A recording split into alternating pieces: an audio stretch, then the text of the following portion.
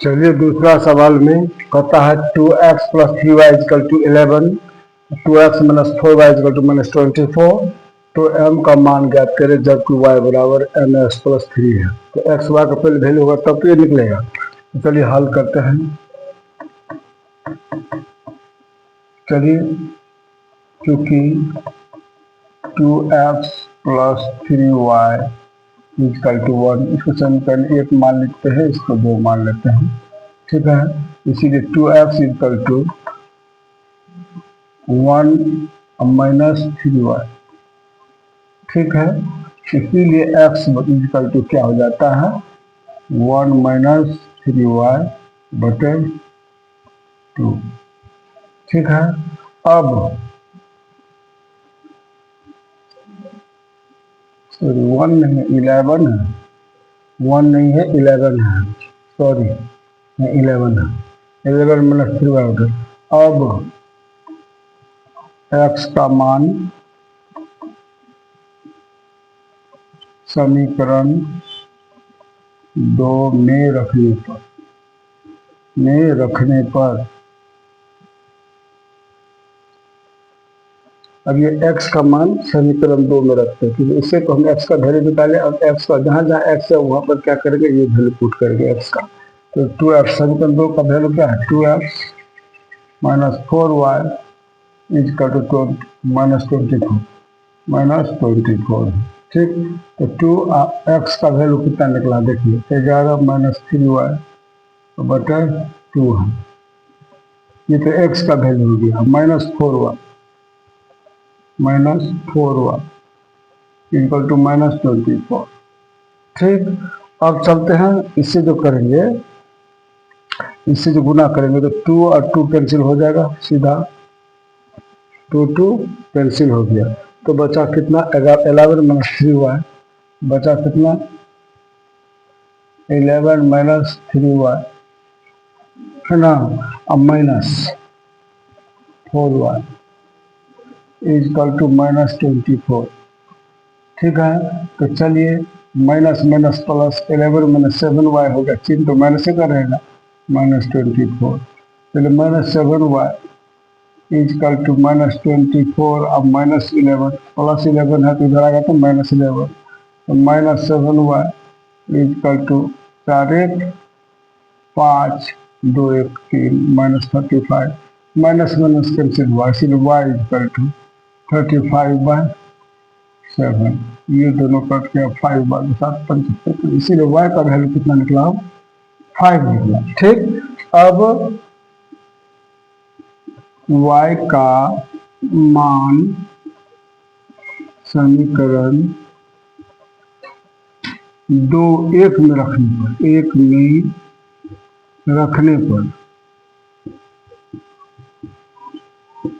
रखते हैं तो क्या होता है समीकरण 2x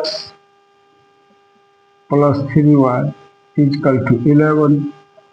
तो 2x प्लस 3 और y का वैल्यू कितना निकला 5 इजकल टू 11। तो 2x प्लस 5 के 15 हो गया इजकल टू 11, ठीक है। तो चलिए कितना हो गया 2x इजकल टू 11 और माइनस 15। तो 2x इजकल टू कितना हो जाएगा माइनस 4 हो गया। x बराबर कितना हो गया माइनस 4 बटे 2, 2 दूना 4, इसीलिए x का वैल्यू हो गया माइनस 2, ठीक। इसीलिए x बराबर माइनस 2 हो गया, y बराबर 5 हो गया। क्योंकि ये दोनों आंसर हुआ एक, क्योंकि y is equal to m x plus कितना है देखिए y एम एक्स प्लस 3 है। तो y का वैल्यू कितना निकला 5 इजकल टू एम एक्स का वैल्यू कितना निकला है माइनस 2 और प्लस 3। चलिए 5 इजकल टू माइनस 2m हो गया और प्लस 3 हो गया। तो 5 इधर प्लस में इधर minus 3 equal to minus 2m हो गया। तो 3 में तो 2 बच गया इक्वल टू माइनस 2m हो गया।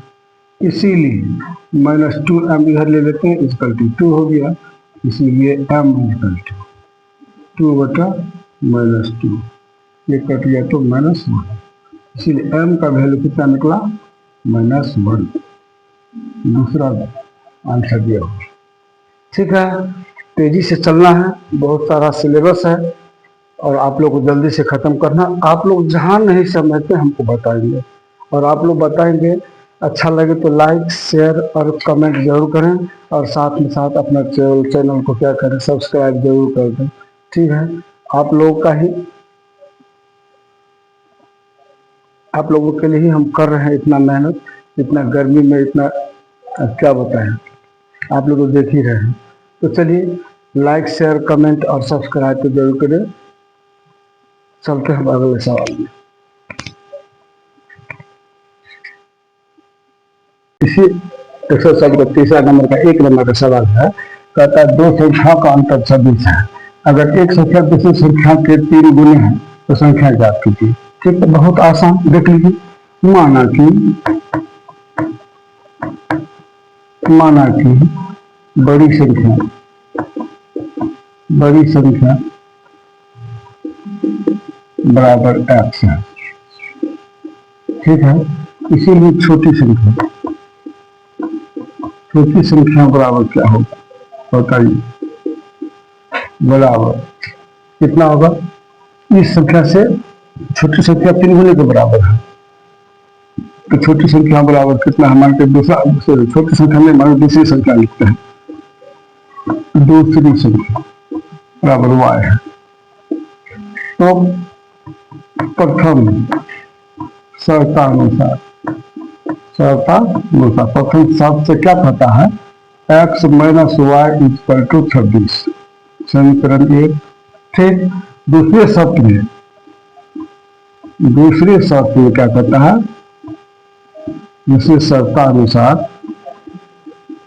क्या कहता है कि x = 3y है।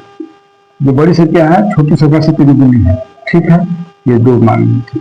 तो अब तो x का वैल्यू समीकरण 1 में रखने पर, इसीलिए x का मान समीकरण 1 में रखने पर क्या हो जाएगा?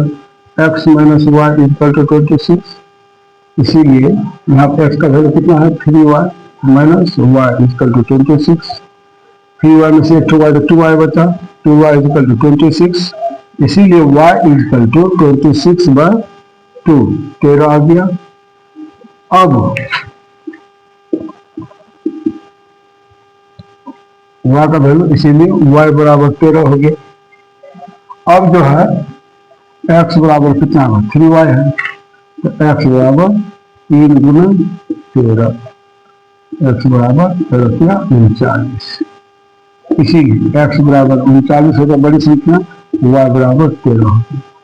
ठीक है, 13 × 39 3 गुना है और 39 में 13 घटा देंगे तो 26 हो जाएगा। इसका मतलब हम लोग का सवाल सही है। चलिए अगले सवाल में, बिना कोई समय गवाए, ठीक है, हम आप लोगों के लिए कर रहे हैं। इतनी गर्मी धूप में जो कर रहे हैं वो हम आप लोगों के लिए। ठीक है, आप लोग ध्यान दीजिए, बस यही सफलता, यही मेरी सफलता है। बढ़िया से लाइक सब्सक्राइब कमेंट जरूर कर दो बस।